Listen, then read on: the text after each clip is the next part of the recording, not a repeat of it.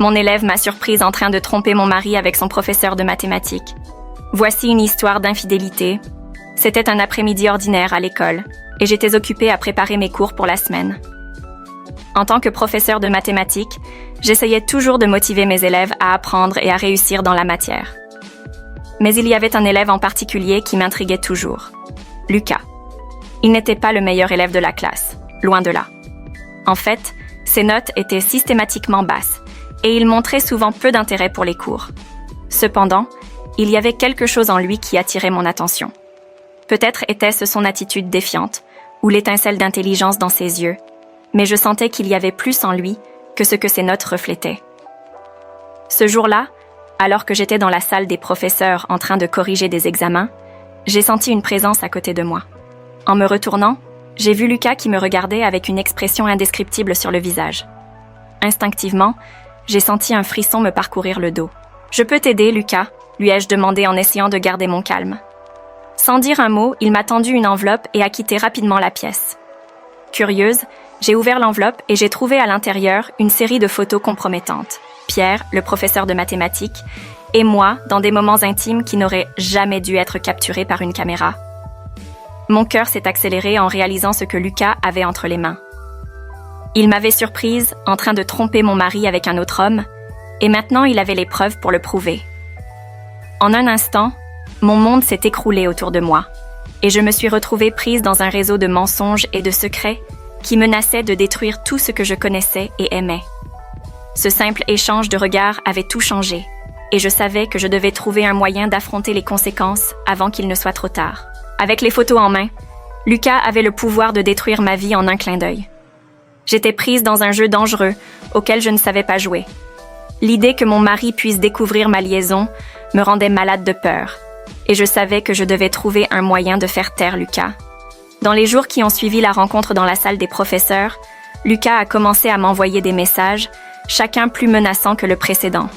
Il exigeait de meilleures notes, l'accès à des informations privilégiées sur les examens et même des faveurs personnelles en échange de son silence. Je me sentais piégée dans une prison sans barreaux, sans espoir d'échapper à l'emprise de plus en plus ferme que Lucas exerçait sur ma vie. Tout en essayant d'équilibrer mes responsabilités professionnelles et personnelles, le poids de la culpabilité me consumait. Chaque fois que je regardais mon mari, j'avais un nœud à l'estomac, sachant que je trahissais sa confiance d'une manière qu'il n'aurait jamais pu imaginer. Je voulais lui dire la vérité, lui demander pardon, mais la peur de ce qui se passerait s'il l'apprenait me paralysait.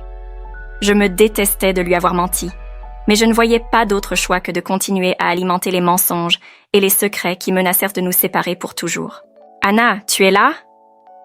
La voix de mon mari, Jean, me sortit de mes pensées. « Tu as l'air préoccupée. »« Oui, je suis juste fatiguée, » mentis-je en essayant de sourire. Au fil des semaines, la pression de Lucas ne faisait qu'augmenter.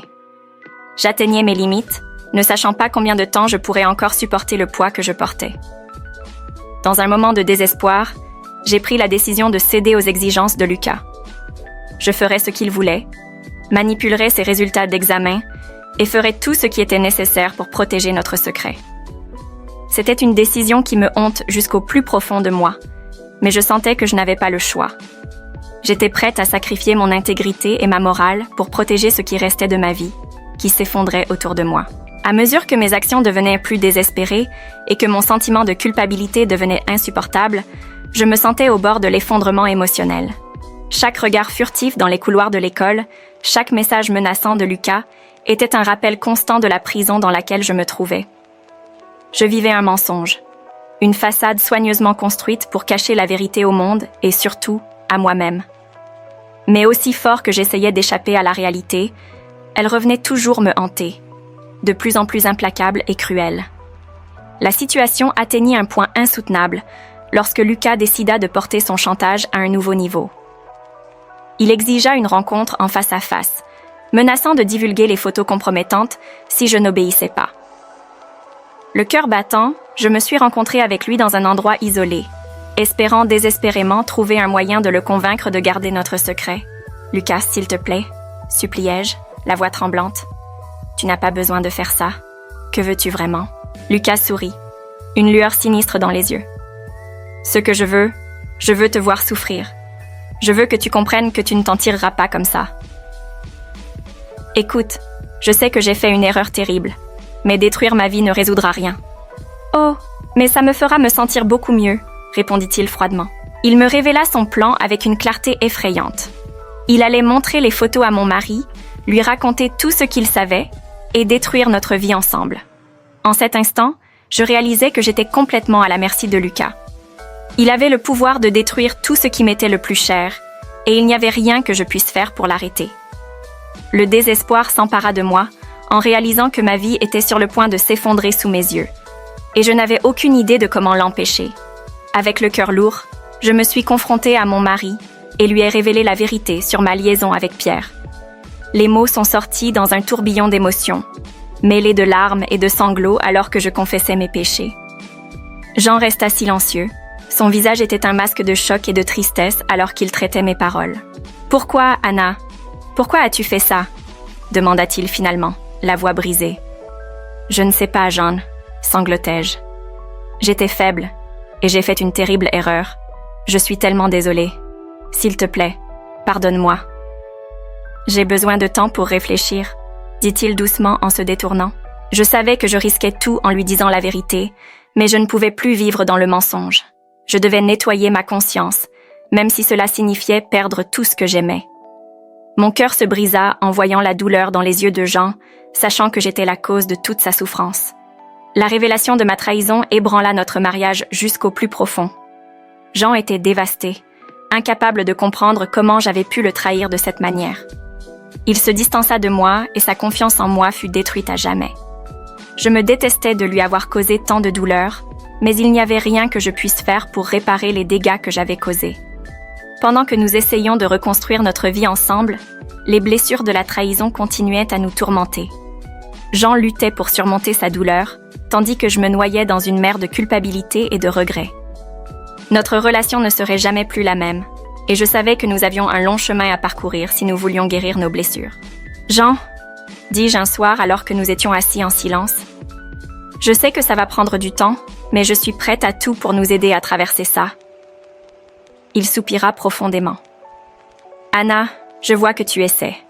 Je veux aussi que nous surmontions cela, mais ça va être difficile. »« Je sais, » répondis-je doucement. « Peut-être que nous devrions envisager une thérapie de couple. Cela pourrait nous aider à reconstruire notre relation. » Jean hocha lentement la tête. « C'est une bonne idée. Nous devons essayer de tout pour nous en sortir. » Nous avons commencé à voir un thérapeute ensemble et les séances étaient intenses, mais elles nous ont aidés à mieux comprendre nos sentiments et à traiter les blessures profondes causées par la trahison. Peu à peu, nous avons appris à communiquer de manière plus ouverte et honnête, à partager nos peurs et nos espoirs, et à reconstruire la confiance qui avait été brisée. Un soir, après une séance particulièrement émouvante, Jean se tourna vers moi alors que nous rentrions à la maison. « Anna, » dit-il doucement, « je commence à croire que nous pouvons vraiment surmonter cela. Je vois que tu es sincère dans tes efforts, et je veux aussi faire ma part. » Les larmes me montèrent aux yeux. « Merci, Jean. Cela signifie beaucoup pour moi. Je t'aime, et je suis prête à tout pour sauver notre mariage. » Nous avons continué à travailler sur notre relation, jour après jour. Chaque petite victoire, chaque moment de connexion retrouvé, nous donnait de l'espoir. Nous savions que le chemin serait long et parsemé d'embûches, mais nous étions déterminés à le parcourir ensemble. Parallèlement, j'ai décidé de changer de travail. Je ne pouvais plus continuer à enseigner dans cette école, où chaque couloir et chaque salle de classe me rappelaient mon erreur et la douleur qu'elle avait causée. J'ai trouvé un poste dans un centre éducatif pour jeunes en difficulté, une nouvelle mission qui me donnait un sentiment de renouveau et de but. « Comment s'est passée ta journée au centre ?»